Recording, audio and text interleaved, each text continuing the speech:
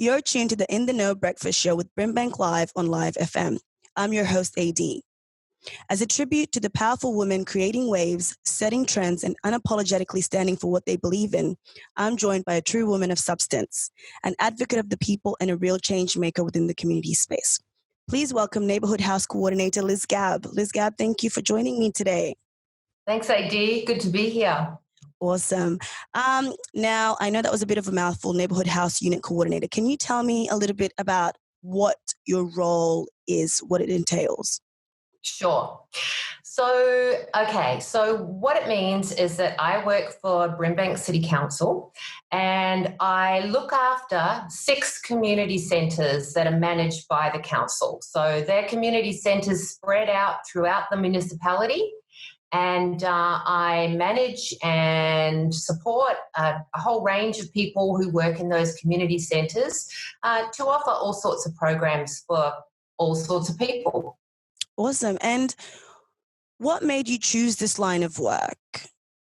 What was the inspiration behind that? Well, I think it kind of chose me, really. I started off in theatre. So I started off as a theatre practitioner, and that was a very long time ago. And I was really interested in using theatre and using art in communities. So I worked in public housing for a long time as a creative artist facilitator with community groups in public housing. And then I eventually kind of realised that I was more interested in the way the arts supported communities than I was in just art for its own sake. So I kind of shifted into community cultural development, and I've shifted further, I guess, into a more pure form of community development. Yeah, and I see you working so much with minority groups and communities.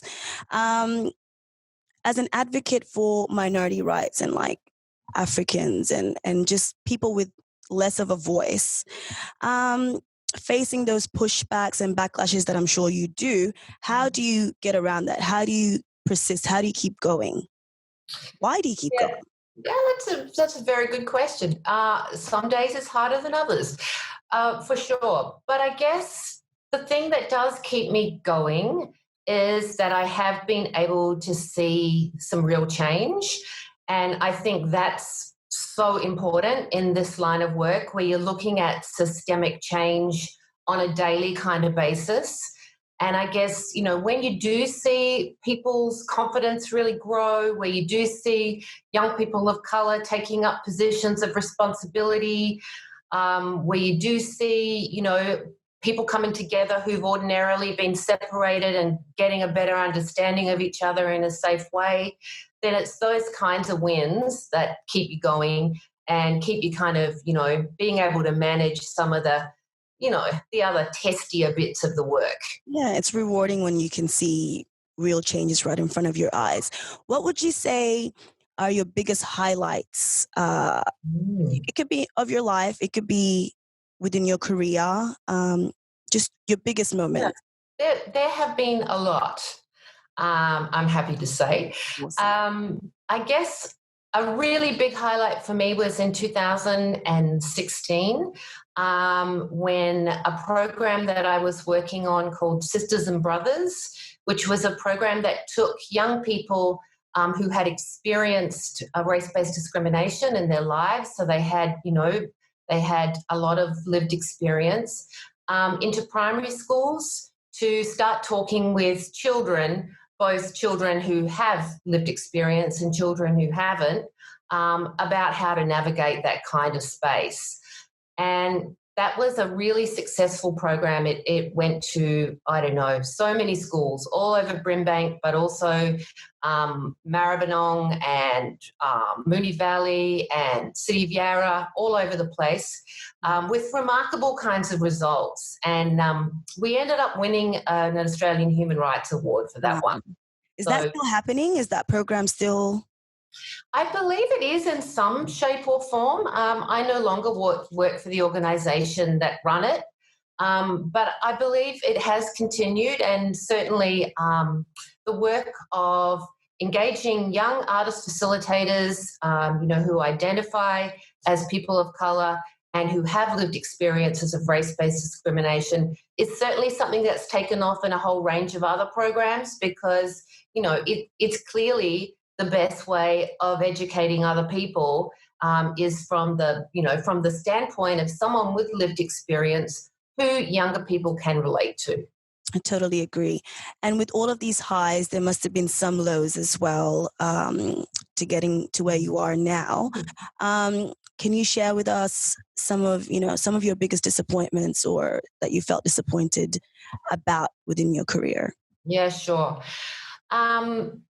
Look, there's lots of disappointments. There's lots of lots of situations where things just don't go according to plan. And that's, for a whole range of reasons. For, people's lives are complex. People don't show up, to a project. People, something terrible happens in their life and they wind up, wanting to distance themselves from whatever it was that they were involved in. All sorts of things happen. But I guess in terms of the biggest disappointment, probably was when I left the last organisation that I was working for, and I'd spent a lot of time, many years, building up a workforce of young people, who identified as people of colour. And I really felt like the leadership should now go to young people, who were representative of the communities that we were serving. And I thought it was the only really responsible thing to do as a leader was to get out of the way and hand over. So I spent a long time preparing the organisation for that handover. I gave them 2 years' notice, which is kind of unheard of in most workplaces. Yes. But I knew that they'd need that level of time, to work it out and make it safe. And while that kind of worked, at the last minute, the organisation, I think, got cold feet and they wouldn't give the leadership to 2 young people of colour. They ended up having a kind of joint situation with one young person of colour and then another worker who had, a long history in terms of community cultural development, but was a sort of middle-aged white woman. So that was kind of really disappointing. All right. Thank you, Liz. You're listening to In the Know Breakfast Show on BRIMBANK Live, on Live FM, and I'm your host, AD, and we're joined by Neighborhood House Coordinator Liss Gabb. Liz, from your unique vantage point of someone who's really been immersed in, I'm going to say, the African community, and not a lot of, white men or women get to be so involved or right in the thick of it. Let's say if you were to tell or to write a tell-all book, what are some things, some myths, some facts, some truths that you would say about your time within that community? Yeah.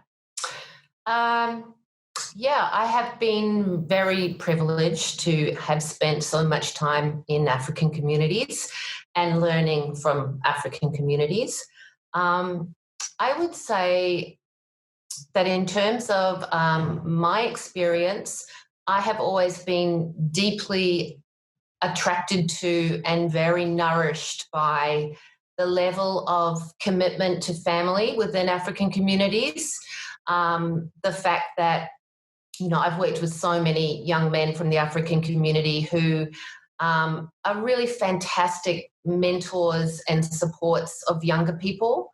And that wasn't something that I'd ordinarily seen within my own, with my own Anglo background.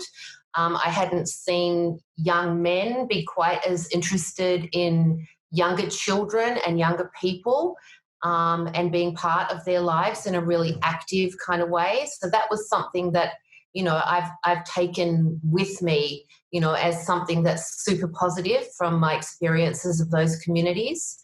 The level of race-based discrimination that I've witnessed through, having sustained and deep relationships with African communities as well has been very shaping of me and of my work and of my commitment to being a conscious anti-racist practitioner, which means that, I have to level up and, and confront whiteness in my own family, in my own community, in my workplace, and kind of challenge that, and in everyday situations. Yeah. So that is something definitely that has been, very instrumental in the way I work.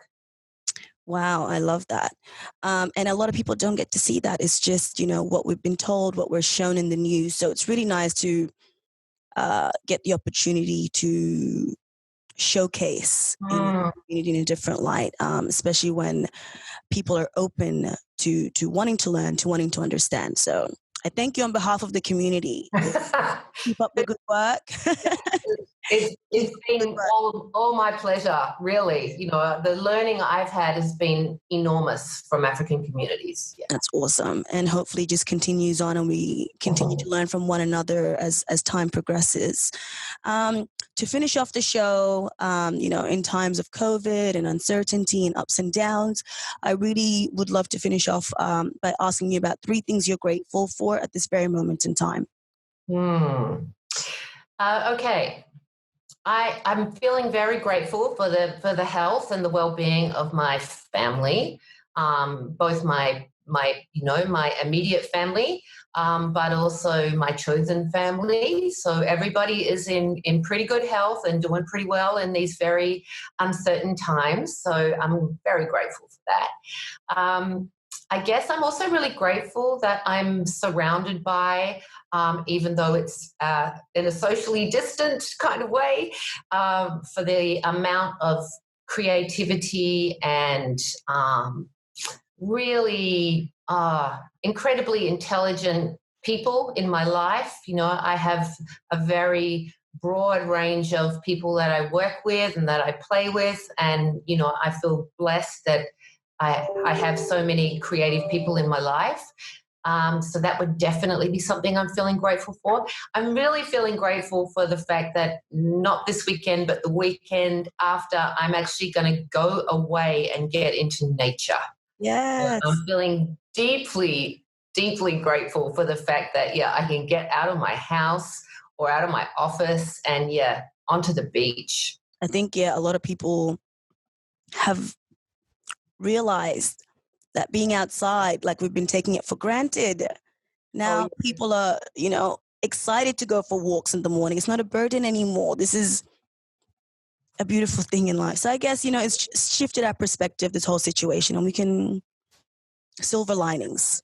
Absolutely. And I think, some of the gifts that have, that I've certainly received during this time are the appreciation of simple things, is the time spent with loved ones and, and a more intimate kind of engagement because you're with each other at home, or indeed you're just trying to stay connected, either online or by the phone. And certainly, really appreciating just walking, just seeing the sunrise, seeing the sunset, those really simple things that are, make us human. Definitely. Well, thank you so much for joining me today, Liz. It's been really insightful to hear about your experiences and how you got to be where you got to be. You've been listening to your In the Know Breakfast Show on BRIMBANK Live on Live FM. I'm your host, AD, and this was Neighborhood House Coordinator Liss Gabb. Thank you. Thanks, AD.